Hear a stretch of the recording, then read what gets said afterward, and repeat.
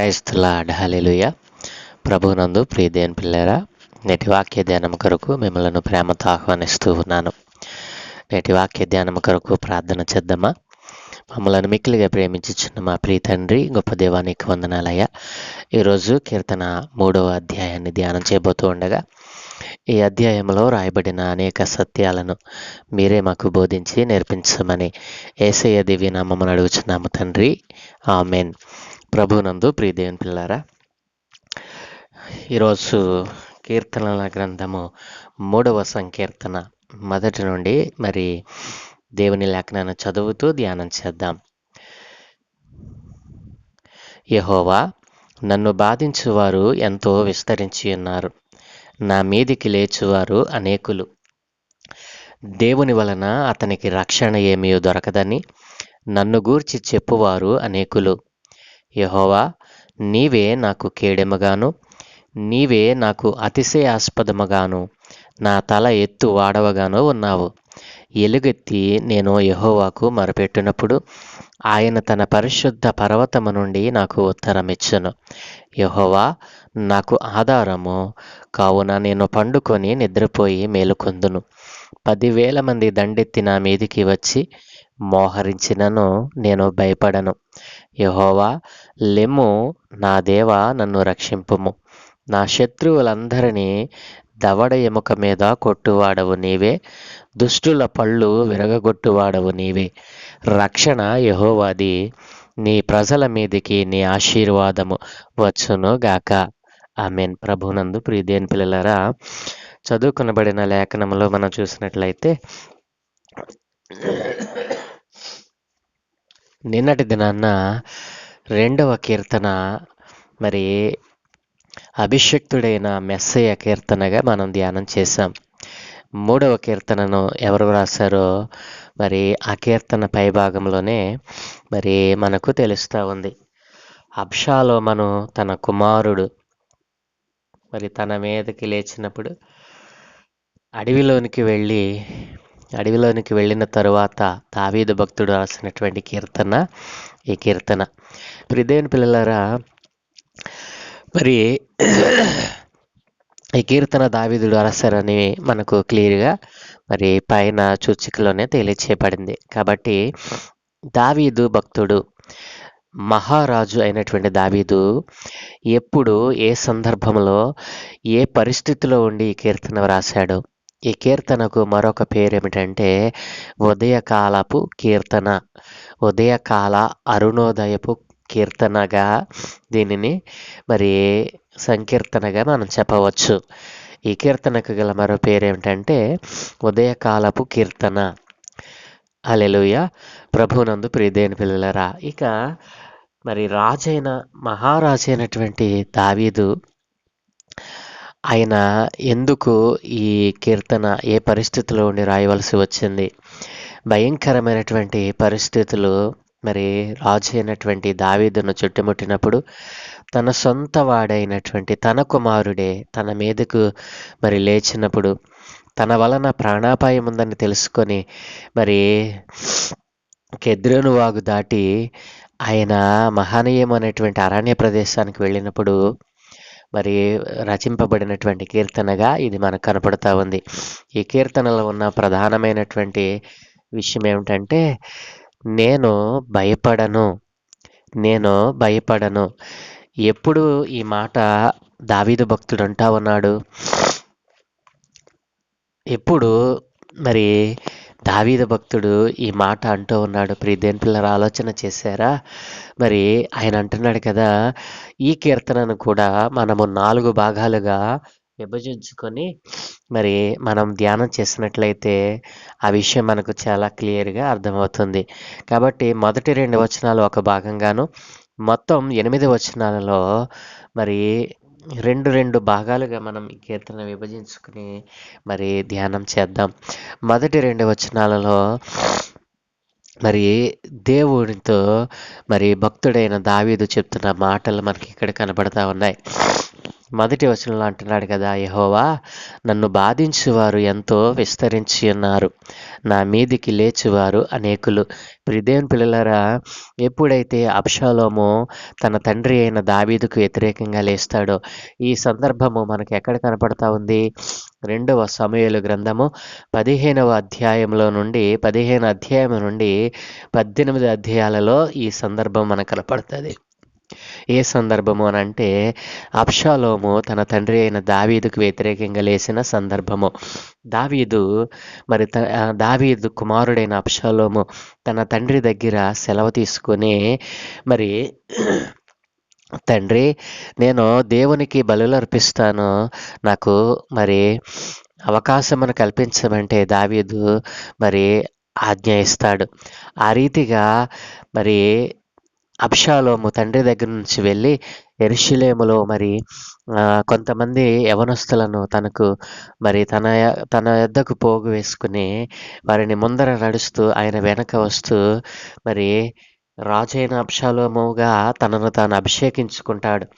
మరి అలాగున దావీదు సేవకులు అనేక మందిని, దావీదు పరిచారకులైనటువంటి వారిని, నమ్మకస్తులైన వారిని దావీదుకు వ్యతిరేకంగా తిప్పుతూ మరి ఒక ప్రాంతం నుండి మరొక ప్రాంతానికి వెళుతూ మరి దావీదు యొక్క బలాన్నంతటిని తీసుకోవడానికి ప్రయత్నం చేస్తున్నప్పుడు రాజైన దావీదుకు ఆ విషయం తెలిసి మరి తన కుమారుడు అధికారం కోసం నన్ను చంపేయగలడు అని ఆలోచన కలిగిన వాడై మరి అరణ్య ప్రదేశంలోనికి వెళ్ళిపోయినటువంటి మరి సందర్భం. మరి ఎంతో గొప్ప మహారాజు, ఎంతో గొప్ప విలాసవంతమైనటువంటి మరి జీవితం కలిగినటువంటి వాడు, గొప్ప విలాసవంతమైన భవనాల్లో నివసించాడు. కానీ ఈ రోజున తన సొంత కుమారునికి భయపడి మరి అరణ్య ప్రాంతానికి వెళ్ళిపోయినట్లుగా మనం చూడగలం. మరి అంత భయంకరమైన పరిస్థితులు దావీదును చుట్టుముట్టినప్పుడు, దావీదు అరణ్య ప్రదేశంలో నడుస్తున్నప్పుడు ఒక వ్యక్తి దావీదును శపిస్తూ అంటాడు. అతని పేరే షిమి. కాబట్టి ప్రియదేవుని పిల్లలారా, ఆ షిమి అనేటువంటి వ్యక్తి మరి దావీదును ఎంత ఘోరంగా శపిస్తూ ఉంటాడో. మరి దావీదు తన కొంతమంది పరిచారకులు, నమ్మకస్తులైన వారు మరి ఆ అడవిలో నడుస్తూ వెళుతున్నప్పుడు ఈ షిమి అనేటువంటి వ్యక్తి దావీదుకు వ్యతిరేకంగా లేచి తన మీద, తన పరిచారకుల మీద రాళ్ళు రువ్వుతూ ఉంటాడు. అంతేకాదు, నరహంతకుడా, దుర్మార్గుడా, చీ పో అని దావీదును శపిస్తూ భయంకరంగా, నీవు సౌలు ఇంటి వారి మరి ఆ యొక్క సౌలు ఇంటిని నాశనము నువ్వే చేశావు, వారి యొక్క మరి ఆ పరిస్థితి అంతా దేవుడు నీ మీదకి రప్పించాడు, అందుకే నీవు అడవుల పాలయ్యావని చెప్పి ఒక ప్రక్కేమో ఈ షిమి అనేటువంటి వ్యక్తి మరి దావీదును శపిస్తూ అనేక రకాలుగా దూషిస్తూ ఉంటే, మరొక ప్రక్కేమో తన సొంత కుమారుడైన అబ్షాలోము ఆయన మీదకి లేచిన పరిస్థితి. అట్లాంటి భయంకరమైన పరిస్థితిలో దావీదు రాసినటువంటి సంకీర్తనే ఈ కీర్తన. ప్రియదేవుని పిల్లలారా, మరి దావీదు ఈ కీర్తనలు అన్న మాట మనం ఒకసారి జ్ఞాపకం చేసుకుంటే, ఆయన అంటున్నాడు కదా, యెహోవా నాకు ఆధారము, కావున నేను పండుకొని నిద్రపోయి మేలుకొందును అంటూ ఉన్నాడు. ప్రియదేవుని పిల్లలారా, ఎంత మరి దేవునిలో మరి దావీదుకున్నటువంటి విశ్వాసము ఎంత పరిపూర్ణమైనదో మనం ఇక్కడ అర్థం చేసుకోవచ్చు.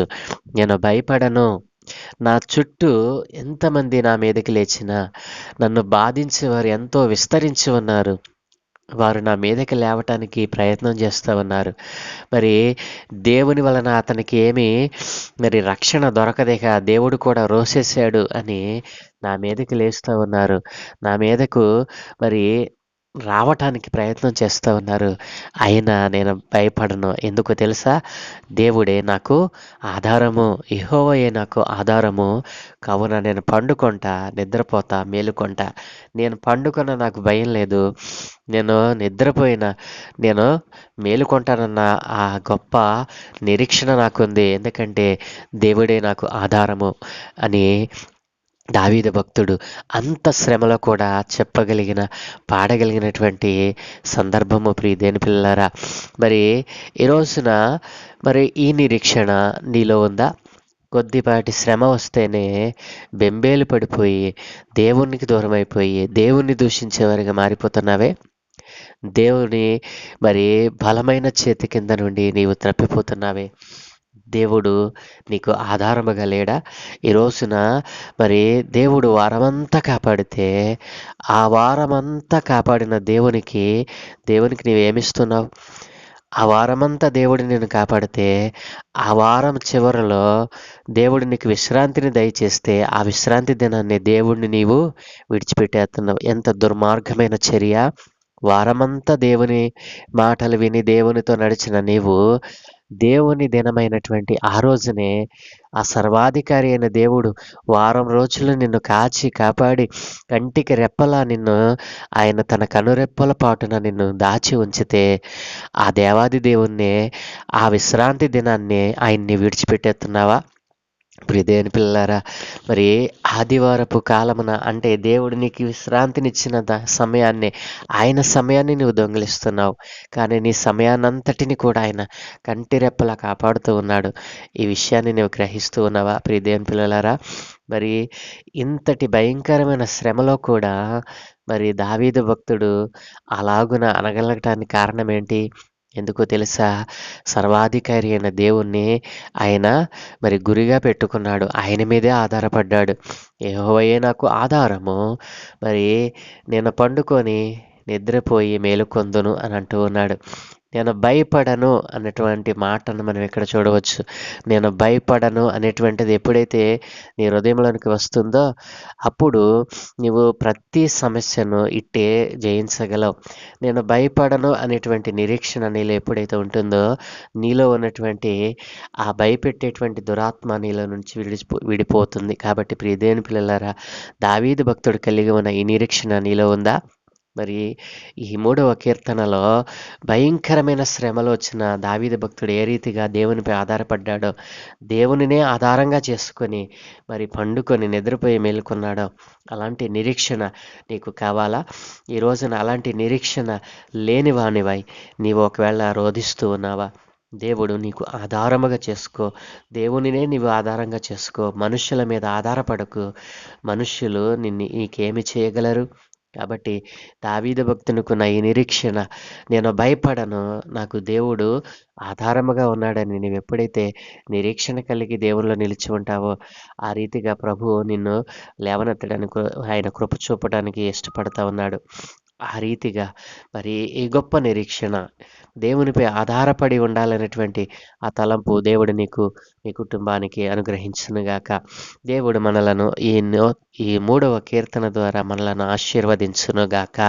ఉదయకాలపు కీర్తనగా ప్రతిరోజు దీనిని పాడుకునేటువంటి వారిగా మనం మారుదుముగాక. ఆమేన్. మమ్మల్ని మిక్కిలిగా ప్రేమించుచున్న ప్రీతండ్రి, గొప్ప దేవానికి వందనాలు నాయన. ఆయన గొప్ప మహారాజు, నీ యందు మరి నమ్మిక కలిగినటువంటి వ్యక్తి ఎంతో వేదనలో శ్రమల పాలైనప్పుడు అకస్మాత్తుగా తన వారే తన మీదకి లేచినప్పుడు ఆయన భయపడలేదు నాయన. నేను భయపడను, నాకు దేవుడే ఆధారము అని, నీవే నాకు ఆధారము అని నీ మీద ఆనుకున్నటువంటి భక్తుని జీవితంలో నుండి కొన్ని విషయాలు నేర్చుకోవడానికి కృప చూపావు. అవును తండ్రి, చిన్న శ్రమ వచ్చిందని నేను విడిచిపెట్టేవారు నాయనా, శోధన వచ్చిందని నీకు దూరం అయిపోయేవారు. ఈ రోజున అనేక మంది ఉన్నారయ్యా అలాంటి నైనా. ఇదిగో నైనా తొట్టిపాటు మనస్సు నైనా, తొట్టిపాటుతో కూడినటువంటి ఆలోచన ఏ ఒక్కరిలో ఉన్న దాన్ని తీసివేయమని, నేను భయపడను, నా దేవుడు నాకు ఆధారమై ఉన్నాడని ఏ వ్యక్తి అయితే తన జీవితంలో నిర్ణయం చేసి నాయన నీ యందు నిలిచి ఉంటారో వారి మీద నీ ఆత్మను కుమ్మరిస్తానన్నావు నాయన. అలాగున తండ్రి, శ్రమలో ఉన్నవారిని, వేదనలో ఉన్నవారిని నాయన నీవు పైకెత్తడానికి నువ్వెంతో ఇష్టపడతా ఉన్నావు. తండ్రి, ఈ రోజున 6 దినాలు నీవు కాపాడితే 7వ దినాన్ని నిన్ను వదిలేసే ప్రజలుగా నేటి ప్రజలు క్రైస్తవం మారిపోయింది నాయన. అలాంటి చెడ్డ మనస్సు నుండి వారిని తీసివేసి, వారిలో ఉన్నటువంటి ఆ చెడ్డ మనస్సును, తలంపులను తీసివేసి, అయినా విశ్రాంతి దినము అంటే దేవుడు నాకు ఇచ్చాడు, 6 దినాలు కష్టపడమన్నాడు, 7వ దినాన దేవుడినే విడిచిపెట్టేసినంతగా మరి మరి సుఖించు మరి అని దేవుడు చెప్పాడు అన్నట్లుగా మనుషులు ఈ రోజున నాయన నీకు దూరమైపోతూ ఉండగా, వారిలో నా చెడ్డ ఆలోచనలు తీసివేసి నీ యందు నిలిచి ఉండే భాగ్యం అనుగ్రహించమని, నీకు భయపడుతూ అయా నిన్నే ఆధారంగా చేసుకుని జీవించే భాగ్యము నీ పిల్లలైన వారందరికీ అనుగ్రహించమని, ఇదిగో బాధలలో ఉన్నవారిని, వేదనలో ఉన్నవారిని, ఇదిగో రోగగ్రస్తులై నైనా హాస్పిటల్లో ఉన్నవారిని సమస్తాన్ని మీ చేతులకు అప్పగిస్తూ ఉండగా, అయ్యా ఎవరికి కావలసిన ఆశీర్వాదాలను వారికి అందజేసి నీవే మహిమ, ఘనత, ప్రభావం పొందుకోమని, నీ సన్నిధిలో వారు సాక్షులుగా ఉండటానికి సహాయం దయచేయమని, ఈ దినం మేము చేయు ప్రయాణములను, ప్రయత్నములను సమస్తమును దీవించి ఆశీర్వదించమని యేసయ్య దివ్యనామమును అడిగి వేడుకుంటూ ఉన్నాము తండ్రి. Amen, amen, amen.